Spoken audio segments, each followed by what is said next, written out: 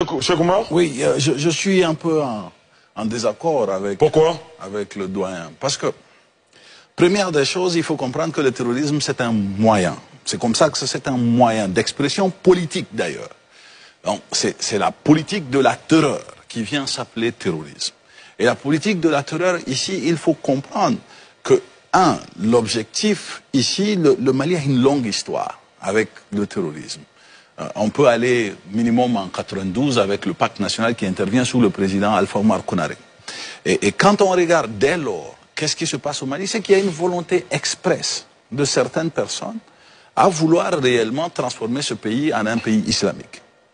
Et il ne faut pas balayer ça d'un revers de main. Ces gens ne sont pas en action simplement pour le plaisir de terroriser. Ça n'aurait aucun sens. Mais ils ont une lutte qu'ils mènent. C'est le petit truc que je voulais signaler dans l'analyse de Simon.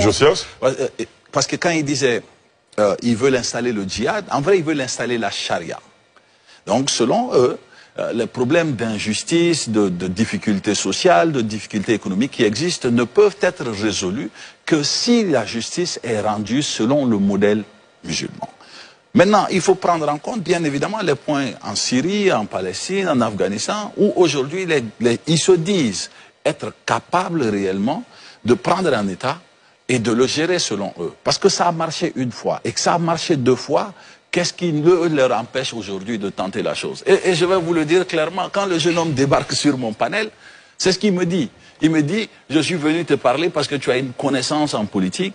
Et nous, on n'a pas de connaissances en politique. Et aujourd'hui, on a besoin de connaissances en politique. Ça veut dire qu'ils sont dans une optique réelle, dans une optique véritable de se structurer. Et je rappelle un communiqué de Yada Gali qui date d'environ 2 mois, où il dit expressément qu'il appelle les partis politiques maliens, des acteurs politiques maliens, à venir se joindre à eux pour mettre en place un gouvernement d'union nationale pour faire partir les autorités qui existent aujourd'hui. Donc, dans le cas du Mali, il ne faut surtout pas négliger la possibilité que ces gens sont aujourd'hui en train de se réorganiser et de se réarticuler pour faire face à une prise de pouvoir et faire comme ce qui s'est passé en Syrie. C'est une réalité. On a 2 autres sujets abordés à la fin. Oui, c'est vrai que l'on parle de convergence, de jonction des forces, mais il ne faut pas aussi oublier que entre les populations du Nord, les populations qui veulent le djihad, ceux qui ont des revendications comment on appelle ça, d'autonomie et d'État fédéral ou autre, il y a des disparités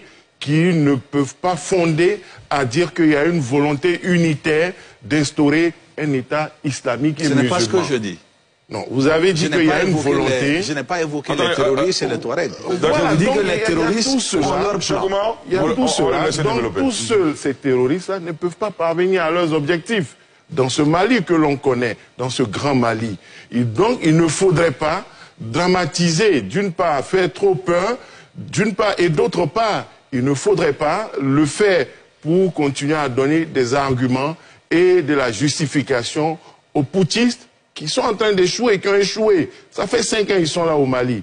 Ailleurs, ils sont là aussi et ils n'ont pas réussi. Et ça, il ne faut pas avoir peur de le dire.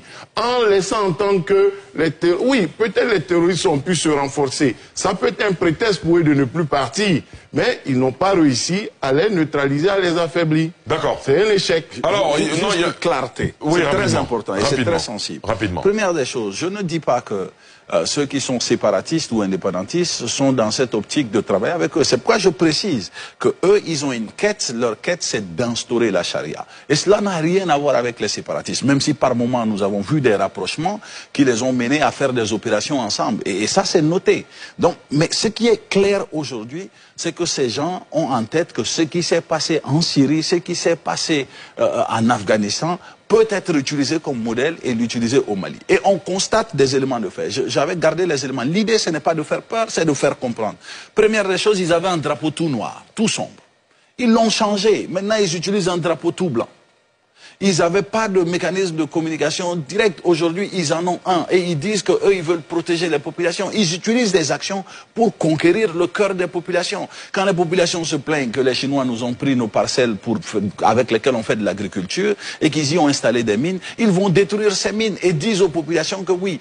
Et ils sont là pour protéger ces populations. Ils font des prêches, ils utilisent les réseaux sociaux. Donc aujourd'hui, il faut quand même à un moment donné cesser de dire qu'ils sont vraiment que dans la simple terreur. Seconde chose, pour moi, ça n'a rien à voir avec le fait de parler du régime à Bamako.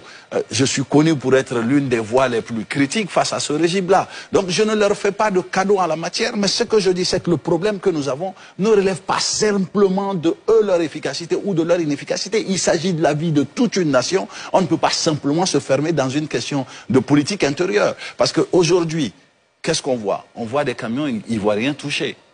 On a vu l'instruction, ils se sont instructés au Sénégal. Donc aujourd'hui, il faut aller au-delà de la simple réalité que oui, il y a eu un putsch et que le putschiste, qu'on l'aime ou pas, n'a pas peut-être su résoudre le problème. C'est appréciable, mais il faut regarder la survie de l'État malien. Et pour ça, il faut prendre en compte tous ces éléments. D'accord. Pour être réaliste. D'accord, très bien. On va marquer une courte pause, monsieur, et aborder